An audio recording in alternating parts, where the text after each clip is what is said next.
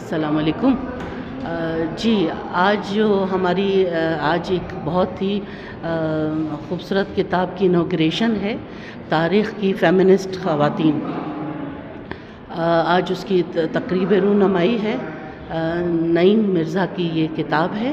اور اس میں خواتین، ماضی کی عظیم خواتین کی جد و جہد، سیاسی، سماجی اور جو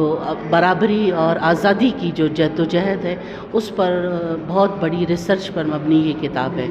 میں یہ سمجھتی ہوں کہ آج کے دور میں اس طرح کی کتاب کا آنا اور اس کو پڑھنے کے بعد میں یہ سمجھتی ہوں کہ ہمیں سمجھنا چاہیے کہ بہت بڑی موٹیویشن ہے، بہت بڑی آپ کے لیے مشعل راہ ہے کہ آپ سمجھیں کہ اس وقت کی عورت جس طرح کے مسائل کا شکار ہے، وہی عورت آج سے صدیوں پہلے، 6 صدیوں پہلے تک کی جد و جہد کی یہ کتاب ہے، اور آج بھی وہ عورت اسی طرح کے مسائل کا شکار ہے۔ تو آج بھی ہم کو یہ کتاب پڑھ کے میرا خیال ہے یہ سمجھنا چاہیے کہ ہم کو ایک ایسی تحریکوں کا حصہ بننا ہے جس میں نہ صرف برابری،